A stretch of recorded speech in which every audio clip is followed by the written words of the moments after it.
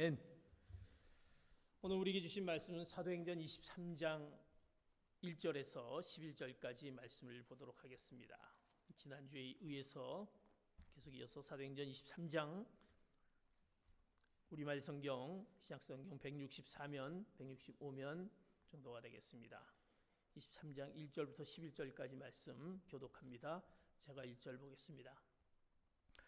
바울은 공회를 똑바로 쳐다보며 말했습니다. 내 형제들이여, 나는 오늘까지 모든 선한 양심으로 하나님을 위해 살아왔습니다. 이 말의 대대사장은 아나니아는 바울 곁에 서 있던 사람들에게 그 입을 치라고 그러자 바울이 그에게 말했습니다. 하나님께서 당신을 치실 것이요, 당신은 회칠한 무덤과 같소. 당신은 거기 앉아 율법에 따라 나를 심판하면서 도리어 당신 자신은 율법을 어기고 나를 치라고 명령하고 있지 않소. 곁에 서 있던 사람들이 말했습니다. 어디 감히 하나님의 대제사장을 모욕하느냐. 바울이 대답했습니다. 형제들이여, 나는 그가 대제사장인 줄 몰랐습니다. 기록되기를 내 백성의 지도자를 모욕하지 말라고 했으니 말입니다.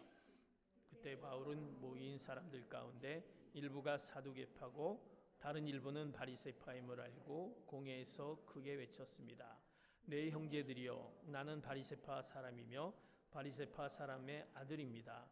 나는 지금 죽은 사람들이 부활할 것이라는 소망 때문에 재판을 받고 있습니다. 그가 이렇게 말하자 바리새파 사람들과 사두개파 사람들 사이에서 논쟁이 일어나 회중은 반으로 나뉘었습니다. 사두개파 사람들은 부활이 없으며 천사나 영도 없다고 주장하는 반면 바리새파 사람들은 그 모든 것을 인정했기 때문입니다.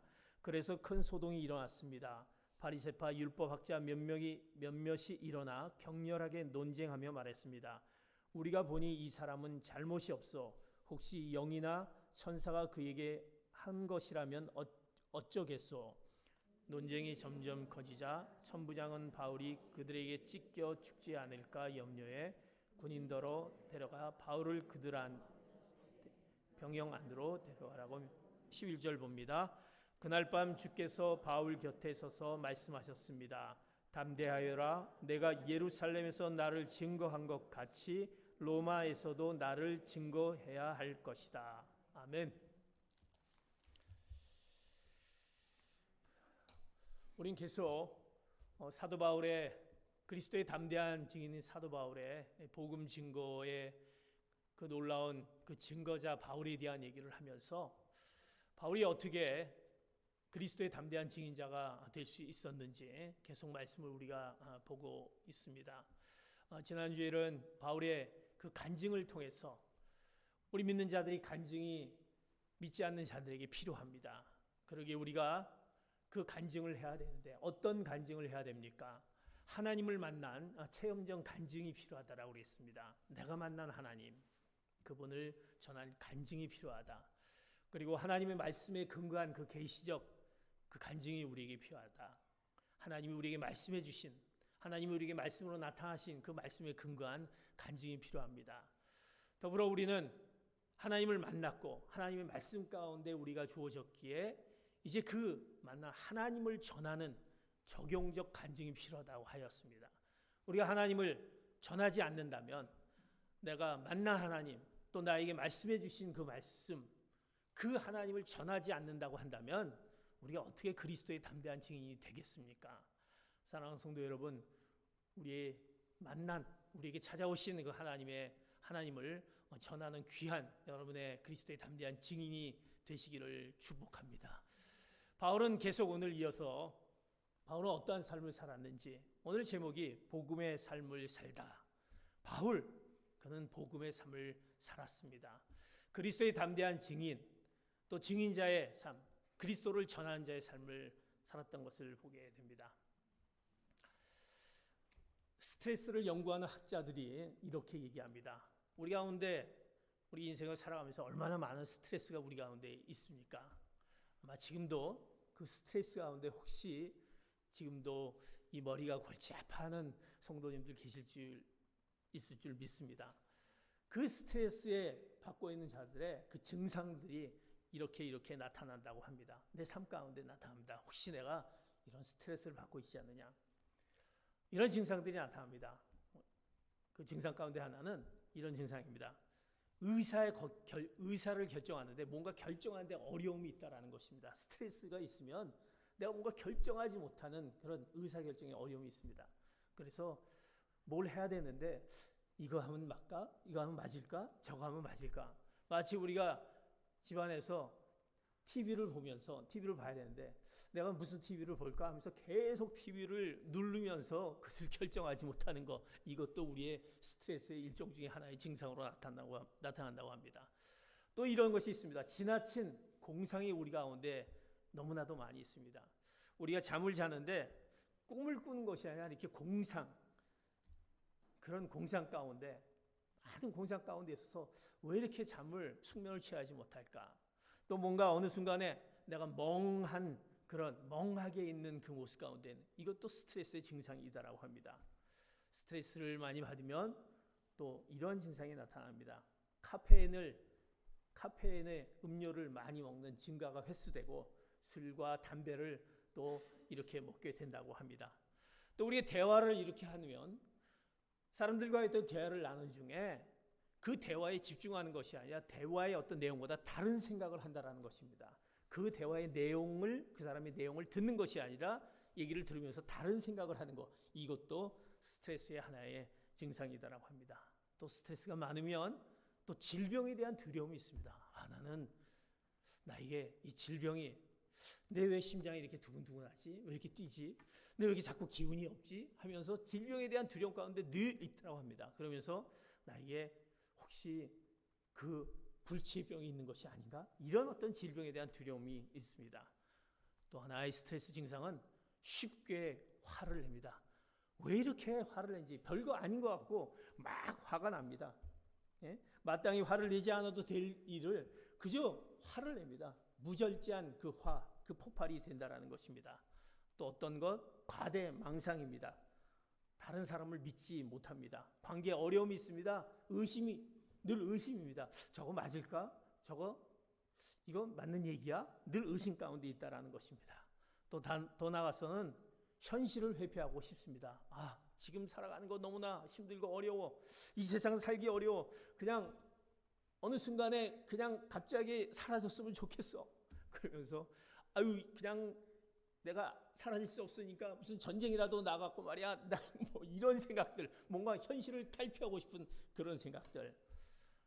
또 이런 것이 있습니다. 곧잘 잊어버립니다. 왜 이렇게 잘 잊어버린지 모르겠다. 그래서 이제 흔히 말하는 어떤 치매 현상들이 나타나게 되는 것을 보게 되지 않습니까? 뭐 많이 있지만 이런 스트레스에 나타나는 증상들을 이야기합니다. 우리 가운데 스트레스가 있는 한 우리 개인의 삶과 어떻게 보면 우리 전체적인 우리 가정 가운데, 내 살아가는 삶 가운데 어떻게 보면 우리의 신앙에도 막대한 영향을 끼치게 된다는 것입니다. 그 스트레스가 우리 가운데 위기로 다가오게 됩니다.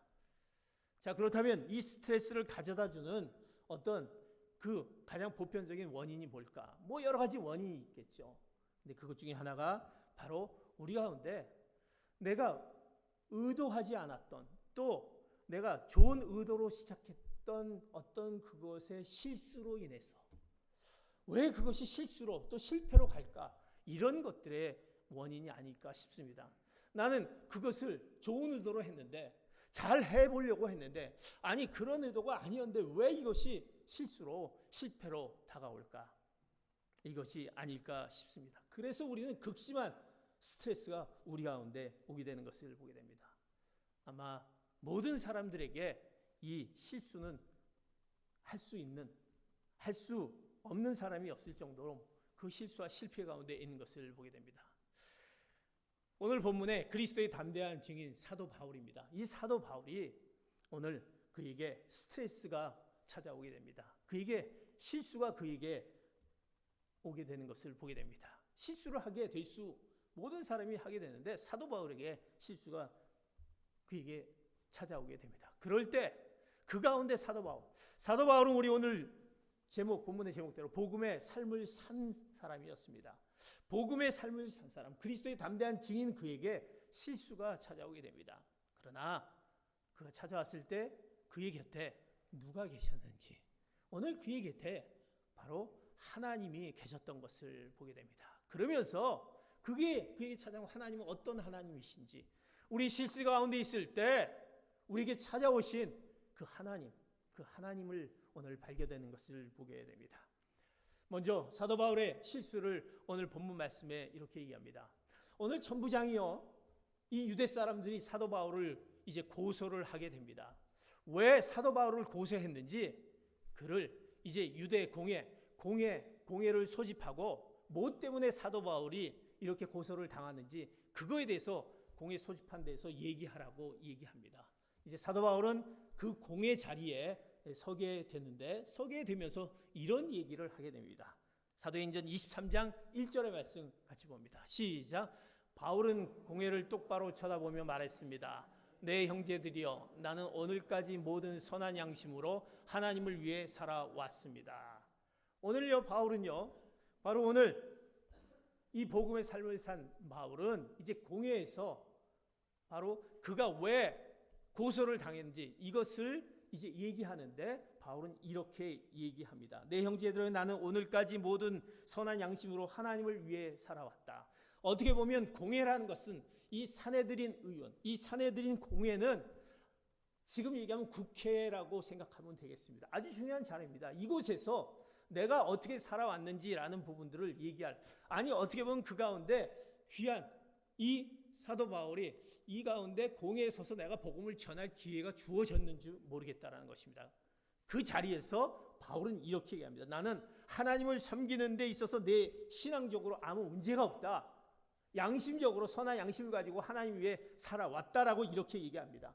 난 누구를 만나든 어떤 상황이든 내 양심에 부끄러움 없이 예수 그리스도에게 하나님을 섬겼다라고 이렇게 얘기합니다.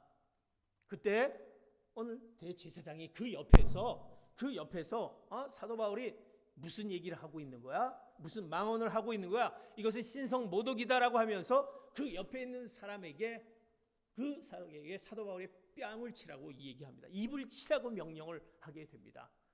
사도 바울이 그 자리에서 이렇게 나는 선한 양심을 가지고 하나님을 섬겼습니다라고 얘기했는데, 그 옆에 사람이 입을 치라고 대제사장이 얘기하는 것을 볼 때 사도 바울이 이제 그 가운데 단호하게 대응을 하게 됩니다. 어떻게 대응하느냐? 3절 이렇게 대응을 하게 됩니다. 3절 같이 봅니다. 시작. 그러자 바울이 그에게 말했습니다. 하나님께서 당신을 치실 것이요, 당신은 회칠한 무덤과 같소. 당신은 거기 앉아 율법에 따라 나를 심판하면서 도리어 당신 자신은 율법을 어기고 나를 치라고 명령하고 있지 않소. 이렇게 입을 치라고 했을 때 사도 바울이 단호하게 이제 지금 무슨 얘기하고 있는 거냐라고 얘기하면서 아주 단호하게 대제사장에게 당신이 행한 것은 불법이다. 불법적인 명령이다. 왜 내가 뭘 잘못했다고 그렇게 얘기하면서 율법에 따라 나를 심판하면서 도리어 율법을 어기고 나를 치라고 명령을 하지 않소라고 단호하게 대응을 합니다. 대제사장이 어떻게 내가 잘못한 거 없는데 왜 나를 이렇게 치라고 하는 것이요? 라고 얘기합니다. 그랬더니 거기 있던 이제 국회에 있던 모든 공회원들이 한 목소리로 얘기합니다. 왜 대제사장이 얘기한 거에 대한 얘기를 합니다. 어떻게 감히 하나님의 그 대제사장을 모욕하느냐? 대제사장은 어떤 자인데 하나님이 그에게 주신 권위가 있는데 왜 그를 모욕하느냐라고 듣고 있던 자들이 얘기합니다. 사도 바울의 변론을 드리려고 했던 그 사람들이 이제 마음의 문을 닫아버립니다. 사도 바울은 내가 이것이 아닌데, 이렇게 하려고 아닌 것인데, 이것이 아닌데라고 얘기했는데 그 부분에 대해서 들으려고 했던 사람들이 모두 다 이제 일어난 것을 보게 됩니다. 그 순간 사도 바울은 의도하지 않았던 자기의 실수를 깨닫게 됩니다. 그 실수가 뭡니까? 바로 대제사장을 향해서 얘기했던 그 부분입니다. 이제 사도 바울은 이제 그 부분에 대해서 이제 복종하게 됩니다. 순간 나는 그 의도하는 것이 아닌데 근데 이런 부분들이 나타나네 라고 했을 때 그는 복종합니다. 그러면서 사도 바울이 얘기합니다. 23장 5절 말씀 이렇게 얘기합니다. 시작. 바울이 대답했습니다. 형제들이여, 나는 그가 대제사장인 줄 몰랐습니다. 기록되기를 내 백성의 지도자를 모욕하지 말라고 했으니 말입니다. 사도 바울은 그 순간에 그 대제사장, 하나님이 주신 그 권위를 갖고 있는 그 대제사장, 무엇보다도 잘못된 권위라 할지라도 하나님이 말씀하신 것이 중요함을 알기에 그를 이렇게 회칠한 무덤이다, 그 대제사장의 회칠한 무덤이다라고 얘기했던 그 잘못된 그 모습을 이제 그가 인정하게 됩니다. 그러면서 복종하면서 이제 사과를 하게 됩니다. 예수님도 성경에 보면 바리새인들과 서기관들에게 얘기합니다. 화 있을진저라고 얘기합니다. 그러나 대제사장을 향해서, 하나님의 그 기름 부으신 대제사장을 향해서 욕했던 적은 없다라는 사실입니다. 예수님도, 사도 바울은 그 하나님이 말씀하신, 하나님이 그 대제사장에 부여하신 그 권위에 대한, 그거에 대한 것을 인정하며 사과했지만, 그러나 이미 때는 늦었습니다. 분위기가 험악합니다. 이 사내들인 공회는 어떤 곳입니까? 이 사내들인 공회는요, 예수님을 재판해서 십자가에 넘긴 곳이 사내들인 공회, 이 공회 국회다라는 사실입니다. 또 스데반을 돌로 치라고 결정한 기관이 이 기관입니다. 사도 바울은 어떻습니까? 위협감을 느낍니다. 그렇지만 그 가운데서 그가 잘못됐다라는 것은 그가 의도하지 않았던 부분에 어떤 실수로 인해서 이렇게 했지만, 그러나 그 뒤에 그는 그 진리를 선포합니다. 이 자리에서 내가 얘기하려고 하는 것은 선포한다라고 진리를 선포하게 됩니다. 그 진리의 선포가 23장 6절의 말씀, 이렇게 말씀합니다. 6절 같이 봅니다. 시작. 그때 바울은 모인 사람들 가운데 일부가 사두개파이고 다른 일부는 바리새파임을 알고 공회에서 크게 외쳤습니다. 내 형제들이여, 나는 바리새파 사람들이며 바리새파 사람들의 아들입니다. 나는 지금 죽은 사람들이 부활할 것이라는 소망 때문에 재판을 받고 있습니다. 이 기회에 이제 바울은요, 거기서 위협감을 느끼고, 이거 잘못했는데라고 했지만 내가 이에게 해야 될 일은 해야겠다라고 진리를 선포합니다. 그 진리의 선포가 뭡니까? 바로 나는 바리새인으로서 부활을 믿는 사람이다. 바로 죽은 자의 소망, 곧 부활에 대한 부분을 여기서 그 선포하게 됩니다. 이 자리에서 죽은 자의 부활, 이 부활은 바로 부활을 믿는 사람, 나는 바리새파 사람이다, 부활을 믿는 사람이다라고 선포하게 됩니다. 그 당시에 사내들인 공회에는 두 개의 파가 있었습니다. 오늘 본문에 나와 있던 대로 사두개파와 바리새파가 있었습니다. 이 사두개파 사람들은 어떤 사람이냐? 부활도, 영도, 그리고 천사도 부인하는 자들이었습니다. 다시 말해서 정치적이고 인본주의적이고 현실주의적인 사람이 사두개파 사람들입니다. 그러나 바리새파 사람들은 부활과 영과 천사를 믿는 종교적이고 신본주의적인 이상주의적인 자들이었습니다. 자, 오늘 바울이 이 부활을 전하는 것, 이 부활을 전하는 그 진리를 선포하는 것 가운데 그에게 찾아오는 위기가 더해지는 것을 보게 됩니다. 그에게 위기가 찾아옵니다. 나는 진리 바른 말을 선포하는데, 예수 그리스도의 그 부활의 그 진리의 말을 선포하는데 그 가운데 그에게 위기가 다가오게 됩니다.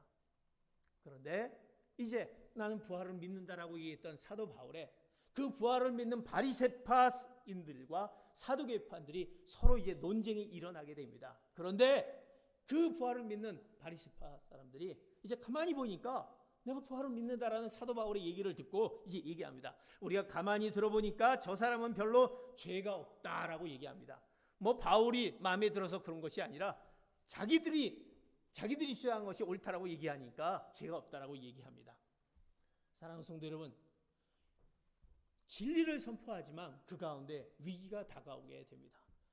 사도 바울은 부활을 전하는 그 진리의 말을 전파하는데, 그것을 선포하는데 위기가 다가옵니다. 사도 바울은 의도되지 않았던 실수가 있는데 그 가운데 되려 바른 말을 했는데 그들에게, 사도 바울에게 스트레스가 오게 되는 것을 보게 됩니다. 내가 이거 잘못 전했나? 이럴 수 있을까? 어떻게 보면 힘든 그 가운데 있는 것을 보게 됩니다. 우리가 우리 인생을 살다 보면 어떻게 보면 우리가 예기치 않았던, 우리 가운데 의도되지 않았던 우리 실수가 우리 가운데 우리를 위기 가운데 빠뜨리고 힘들게 만든다는 사실입니다. 사도 바울의 그런 위기 가운데, 사랑하는 성도 여러분, 지금의 여러분들의 그 위기 가운데 있지 않습니까? 왜 내가 이런 실패를 경험해야 돼? 왜 나에게 이런 위기가 다가오게 돼? 내가 예수 그리스도를 믿고 복음을 믿고 살아가는 나인데 나에게 왜 이런 힘든 것이 와야 돼? 라는 생각을 갖게 된다라는 사실입니다. 자, 그럴 때 사도바울, 그럴 때 여러분에게 이제 찾아오신 그 놀라운 부분을 오늘 그 가운데 누가 그 곁에 계셨는지 오늘 사도행전 23장 11절 말씀 같이 말씀을 보도록 하겠습니다. 시작. 그날 밤 주께서 바울 곁에 서서 말씀하셨습니다. 담대하여라. 내가 예루살렘에서 나에 대해 증언한 것 같이 로마에서도 나에 대해 증언해야 것이다. 이제 그런 싸움 가운데 사도 바울이 이제 마치 그 사람들 가운데 어려움을 당할 것 같아서 천부장이 살짝 이제 사도 바울을 그 병영 안으로 이제 들여보낸다라는 사실이 본문에 나와 있습니다. 그날 밤이었습니다. 그날 밤. 그 가운데 있을 때 오늘 말씀에 주께서 바울 곁에 서서 말씀하셨습니다. 뭐라고 얘기하냐면 담대하여라 라고 이렇게 얘기합니다. 자신의 그 실수, 그 위기로 인해서 사도 바울은 마음이 힘들고 또 어떻게 보면 어렵고 다운되어 있을 때 그날 밤 힘들고 어려운 가운데 있을 때 그날 밤 사도 바울에게 누가 나타났습니까? 주님이 나타났습니다. 그리고 주님이 나타나서 왜 그랬느냐, 왜 그런 말을 했냐 얘기하지도 않고 추궁도 따지지도 않고 또 꾸짖지도 않으시면서 말씀합니다. 뭐라고? 담대하여라 라고 얘기합니다. 담대하여라, 두려워하지 말라라고, 놀라지 말라라고 얘기하십니다. 그 바로 곁에 주님이 옆에 와서 위로하고 계신다라는 사실입니다. 우리 위기 가운데 있을 때 하나님이 우리 곁에 계신다라는 사실입니다. 와서 우리를 위로하고 계십니다. 이때 하나님은 어떤 하나님이십니까? 우리를 위로하시는 하나님으로 우리에게 다가오십니다. 사랑하는 성도 여러분, 여러분의 실패 앞에, 여러분의 위기 앞에 누가 위로의 하나님이 함께 하실 줄 믿습니다. 그러기에 우리가 위로의 하나님을 바라봐야 된다는 것입니다. 우리가 실수와 실패 가운데, 위기 가운데 누구를 바라봐야 될까? 바로 하나님을 바라봐야 된다는 사실입니다. 우리 실수 가운데, 실패 가운데 낙심되어져 있는 것들 얼마나 많이 있습니까? 내가 의도되지 않았던 내가 과거의 일들이 내 가운데 늘 남아 있습니다. 내가 과거에 이런 것 때문에 나를 힘들게 하는 그것들로 내 스스로가 너무나도 스트레스 받고 있는 상황들이 얼마나 많이 있습니까? 그것 때문에 내가 용납하지 못하고 있습니다. 내 실수로 인해서 누군가 그 고통당하고 괴로워하는 것을 볼 때 나는 왜 이랬지? 또 그것 때문에 잠 못 이루는 여러분들, 또 우리가 그런 모습 가운데 있을 수 있습니다. 그러나 오늘 이 말씀 가운데 그런 실수를 바라보지 말라. 그 실수를 묵상하지 말라. 내가 잘못했던 것들을 너는 깊이 묵상하지 말라는 것입니다. 그 곁에 누가 하나님이 계시다라는 사실입니다. 그 곁에 위로의 하나님께서 여러분 곁에 계셔서 두려워하지 말라라고 말씀하십니다. 사랑하는 성도 여러분, 그러기에 우리가 그 위로의 하나님을 바라봐야 될 것입니다. 그 실수를 바라보는 것이 아니라, 그 실패를 바라보는 것이 아니라, 그 위기를 바라보는 것이 아니라, 지금 안 된 것, 나를 힘들게 스트레스 받게 하는 그것을 계속 묵상하는 것이 아니라 우리 곁에 주님께서 곁에 계셔서 우리에게 담대하라 말씀하신 그 위로의 하나님을 바라보라는 것입니다. 사랑하는 성도 여러분, 우리에게 찾아오시는 그 위로의 하나님을 바라보신 여러분 되시기를 축복합니다. 그러면서 주님은요 이어서 말씀하십니다. 담대하여라라고 말씀하시면서 뭐라고 또 이어서 말씀하시냐면, 내가 예루살렘에서 나를 증거한 것 같이, 내가 예루살렘에서 나를 이렇게 증거한 것 같이 이제 로마에서도 나를 증거해야 할 것이다 라고 얘기합니다. 이제 로마에서 나를 또 증거해야 할 것이다 라고 얘기합니다. 바로 이 말씀이다라는 것입니다. 이것은 무엇입니까? 바울아, 너의 생명은 예루살렘에서 끝나지 않았다. 그리고 바울에게 약속의 말씀을 해주시는데 걱정하지 말라. 이 역사의 주인, 이 세상을 한 손에 쥐고 있는 내가 너를 택했다. 너를 도구로 삼을 것이다. 그리고 내가 반드시 로마에 가서 예루살렘에서 복음을 전한 것 같이 로마에서도 복음을 전하게 할 것이다 라고 주님께서 이 약속의 말씀을, 이 놀라운 그 너를 향한 섭리의 말씀을 오늘 해주고 계신다는 사실입니다. 그때 하나님은 우리에게 어떻게 다가옵니까? 섭리의 하나님으로 다가오신다는 것입니다. 우리에게 섭리의 하나님, 나는 섭리의 하나님이다. 그러기에 우리는 그 섭리의 하나님을 바라봐야 될 것입니다. 우리를 향한 하나님의 그 계획, 그 약속의 말씀이 너에게 있다라는, 섭리가 있다라는 그 섭리의 하나님께서 다가오셔서 말씀합니다. 이제 로마에서도 내가 복음을 증거해야 될 것이다라고 얘기합니다. 섭리라는 것은 무슨 의미를 갖고 있습니까? 인간의 실수와 실패, 불순종에도 불구하고 하나님의 계획을 이루시는 하나님의 뜻인 것입니다. 내가 실수해도, 내가 실패해도, 내가 불순종해도 하나님이 이미 세워진 계획을 이루신다라는 그 뜻이 바로 섭리다라는 것입니다. 하나님께서 우리를 향한 그 섭리를 반드시 이루신다라는 것, 그 역사를 한 손에 쥐고 계신 그 섭리하는 하나님께서 우리를 통해서 이루신다라는 그 약속의 말씀을 우리는 바라봐야 될 것입니다. 그 섭리 하나님을 바라봐야 될 것입니다. 지금 보면 어떻게 될까? 지금 보면 정말 이렇게 희망이 있을까라고 생각하는, 혹시 우리 자녀들 가운데, 내 가정 가운데, 내 미래 가운데 희망이 있을까라고 생각한다면 우리가 복음의 삶을 사는 자들에게는 하나님께서 이미 계획하신 그 섭리의 뜻이 있음을 오늘 우리에게 말씀해주고 있다는 것입니다. 그것을 믿으시는 여러분 되시기를 축복합니다. 섭리 하나님께서 옆에 계셔서 내가 너를 계획하고 너를 선택하고 도구로 삼았으니 이제 나를 믿고 섭리 하나님을 믿고 따르라는 그 주님의 음성을 오늘 이 시간 여러분이 들어야 될 줄 믿습니다. 그래서 우리는 그 섭리의 하나님을 바라봐야 될 것입니다. 우리 가운데 태산 같은 폭풍이 몰아치더라도, 내 사업이 흔들리고 내 가정이 위태롭고 내 질병의 어려움 때문에 힘들어하고 있을 때 섭리의 하나님을 바라보신 여러분 되시기를 축복합니다. 예수를 믿는 사람들, 복음의 삶을 사는 자들에게는 하나님이 맡기신 그날까지 하나님께서 이 땅을 떠나지게 하지 않을 것입니다. 우리를 지켜주실 것입니다. 우리를 위로하실 것입니다. 우리를 격려하실 것입니다. 우리 섭리로 이끌어 나가실 줄 믿습니다. 그러기에 우리는 그 위로와 섭리의 하나님을 바라봐야 할 것입니다. 우리를 지키시는 하나님, 위로와 섭리의 하나님을 바라보는 사랑하는 성도 여러분 되시기를 축복합니다. 사도 바울에게 찾아오시는 바로 위로의 하나님, 섭리의 하나님, 그 실수 가운데 찾아오신 하나님을 그가 발견하게 됩니다. 이제 하나님은 어떤 하나님으로 찾아옵니까? 오늘 말씀에 우리가 되게 위로한 후에, 우리가 위로를 받고 우리가 이런 격려를 받은 후에는 우리는 어떤 일이 일어나야 됩니까? 우리 가운데 평안이 찾아와야 되지 않습니까?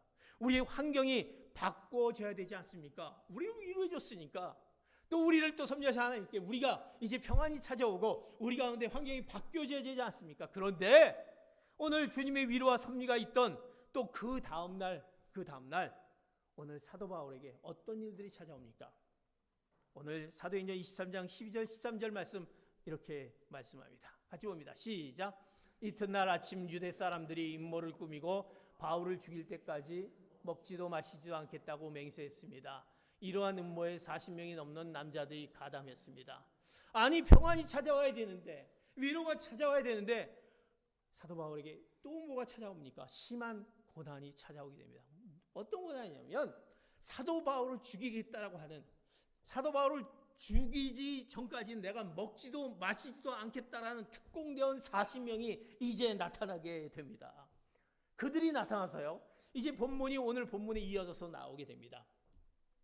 그들이 대제사장과 장로들에게 도대체 정확한 내용을 알기 위해서 공회로 다시 소집해라. 지금의 상황들이 어떻게 됐는지 다시 좀 알아야겠다라고 대제사장과 장로들에게 공회를 다시 소집시키기 바랍니다. 지금 천부장을 통해서 이 사도 바울이 이제 어느 곳에 있는데, 몸이 피해서 있는데 그를 다시 공회로 소집하기 바랍니다 라고 그렇게 얘기하십시오라고 얘기합니다. 그럴 때 오는 사이에 우리가 그 40명이 오는 사이에 사도 바울을 죽이겠다, 이런 음모를 꾸미게 됩니다. 이제 사도 바울을 죽이려는 음모가 대제사장 그리고 장로들 40명 특공들, 그들이 먹지도 마시지도 않은 특공대원들이 이제 나타나게 됩니다. 이건 엄청난 고난입니다. 사도 바울, 아니 위기가 끝났는데 또 고난이 찾아오게 됩니다. 사랑하는 성도 여러분, 우리 가운데 고난이 찾아올 때 그것을 우리가 어떻게 이해하여야 하겠습니까? 아니, 이 실수도 실패도 위기도 더 고난이 온다. 때로는 우리가 이 고난이 올 때마다 우리는 너무나 힘들어합니다. 그러나 오늘 우리 고난이 올 때 우리는 어떻게 해야 됩니까? 그 고난을 이해하려고 하지 마세요. 받아들여야 됩니다. 그 받아들임이라는 뜻은 우리가 더욱더 바라봐야 할 그 뭔가 있다라는 것입니다. 위로의 하나님, 그 섭리의 하나님을 넘어서 우리가 바라봐야 될 능력의 하나님을 바라보라는 것입니다. 우리가 하나님을 어떻게 알고 있는지, 그 하나님이 우리의 고난 가운데 어떻게 역사하는지 능력의 하나님을 바라보라는 것입니다. 사랑하는 성도 여러분, 사도행전에 나타난 하나님은 어떤 하나님입니까? 바로 능력의 하나님인 것입니다. 사도행전에 보면 우리가 잘 알고 있는 베드로가 복음을 전하다가 감옥에 갇혔습니다. 그럴 때 천사를 보내서 감옥 문이 열렸습니다. 사도 바울이 빌립보에서 복음을 전하다가 감옥에 갇혔습니다. 지진을 보내갖고 옥문이 열렸습니다. 오늘 지금 예루살렘에서도 이런 일들이 나타납니다. 사도 바울이 이제 그 40명들이 이제 사도 바울을 죽이려고 합니다. 그런데 이것을 사도 바울이 이 문제를 어떻게 해결합니까? 하나님께서 이 문제를 어떻게 해결합니까? 오늘 본문의 말씀이 이어서 그 본문 말씀이 나오게 되는데 하나님의 놀라운 능력의 하나님의 그 문제 해결의 모습들이 나타나는 것을 이제 그 본문을 통해서 이어집니다.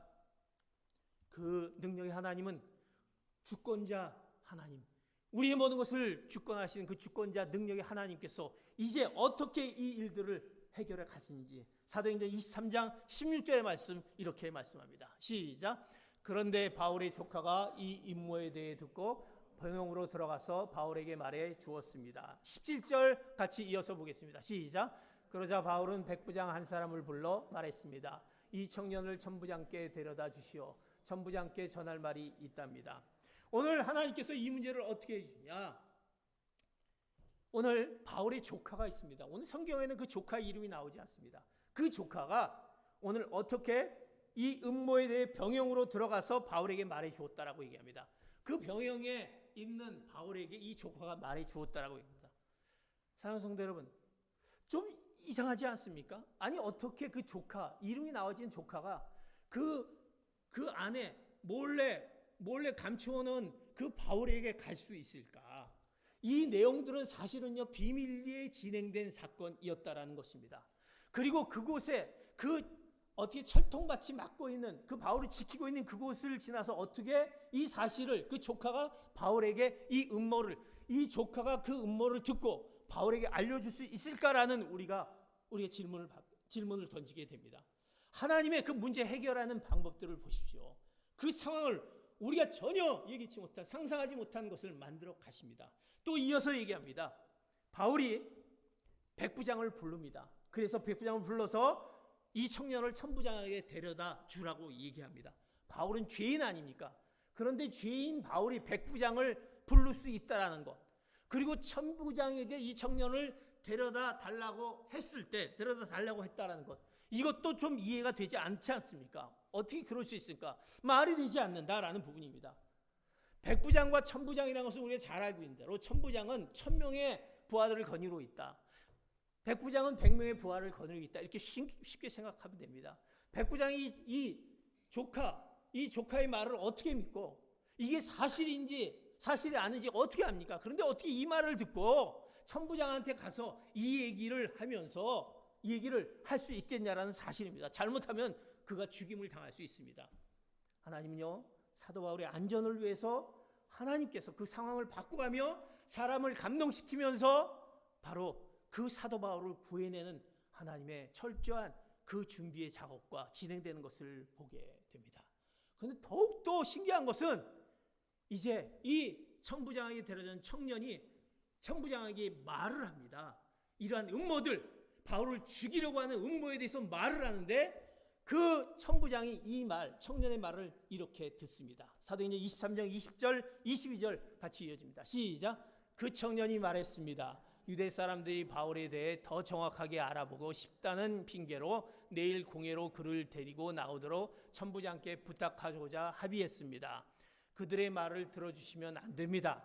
40명이 넘는 사람들이 숨어서 바울을 기다리고 있습니다. 그들은 바울을 죽이기 전까지 먹지도 마시지도 않겠다고 맹세한 사람입니다.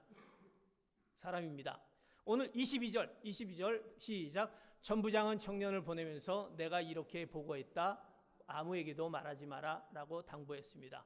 오늘 가만히 보십시오. 또 이 천부장은 이 청년이 얘기했던 것을 듣는데 이 청년이 그 음모 얘기를 다 얘기합니다.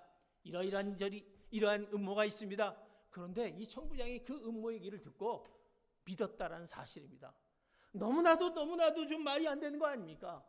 어떻게 이러한 사실들, 이 청년이 이 조카가 누군지도 모르고 어떻게 거기 들어가서 바울을 만났고 어떻게 또 그 죄인인 바울이 백부장이 얘기를 했더니 백부장이 천부장에게 얘기했고 천부장이 또 그 청년의 말을 듣고 믿었냐라는 얘기입니다. 천부장은 청년이 말한 음모를 듣고 그 말을 그대로 믿었습니다.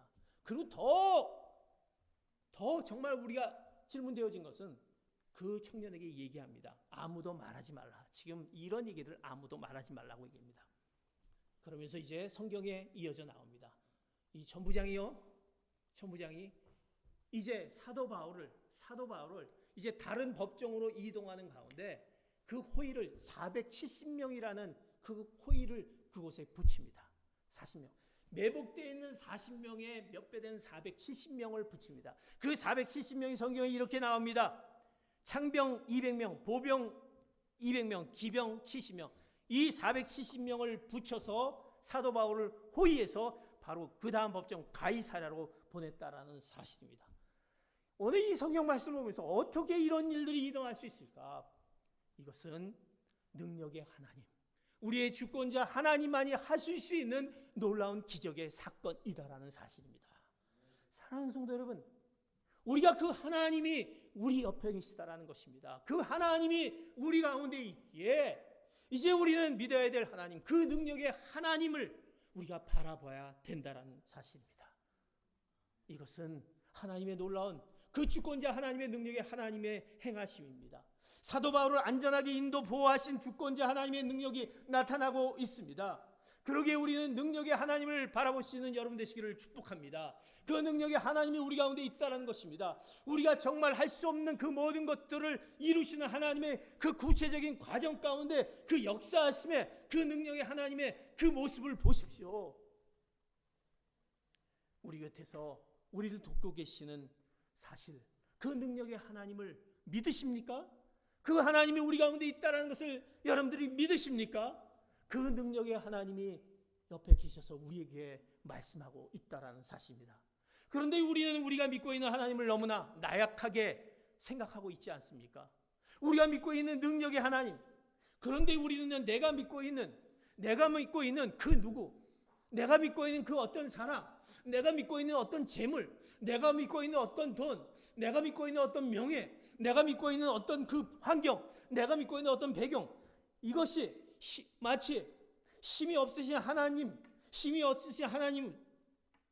그것을 더 우리가 믿고 따르는 우리의 모습이 아닌가 우리는 생각해 봐야 될 것입니다. 하나님이 정말 힘이 없으신 하나님이십니까? 우리는 그 능력의 하나님보다 그것을 더 우리가 믿고 있지 않느냐. 그러기에 우리 가운데 하나님이 곁에 계셔서 우리에게 행하시는 그 놀라운 기적의 놀라운 능력을 우리가 경험하지 못하고 있지 않느냐. 오늘 이 시간 그 능력의 하나님을 바라보는 여러분 되시기를 축복합니다. 사랑하는 성도 여러분, 우리 인생을 감독하시는 분은 바로 누구이십니까? 저는 영화 중에서 특별히 액션 영화를 굉장히 즐겨 봅니다. 왜? 그 액션 영화에 보면 그 주인공이 등장하는데 특히 주인공이 막 얻어맞고 또 칼에 찔리고 뭐 총에 맞고 막 그러지 않습니까? 그런데 결국 주인공은 어떻습니까? 절대 죽지 않는다라는 사실입니다. 주인공이 죽으면 영화는 끝이 납니다. 그런데 왜 그렇습니까? 감독이 이미 이 주인공을 안 죽이기로 했기 때문에 그래서 그 감독이 이미 죽이지 않기로 했기 때문에. 근데 요새 영화 보면 주인공이 죽기도 하더라고요.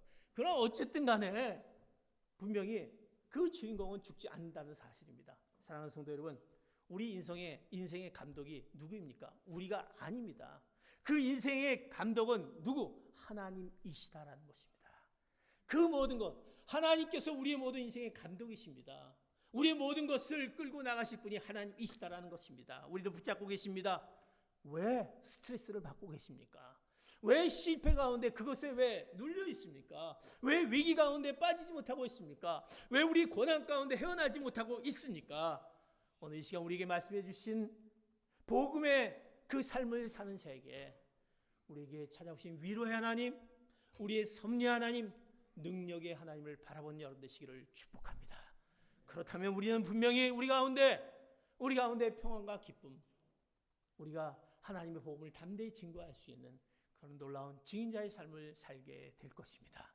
이제 오늘 우리에게 주신 복음의 삶을 사는 자에게 그 위로와 섭리와 능력의 하나님이 우리 가운데 있음을 기억하며, 우리 곁에 계심을 기억하며 그 하나님을 바라보며 사시는 귀한 성도 여러분 되시기를 예수 그리스도의 이름으로 축복합니다. 아멘. 기도하시겠습니다.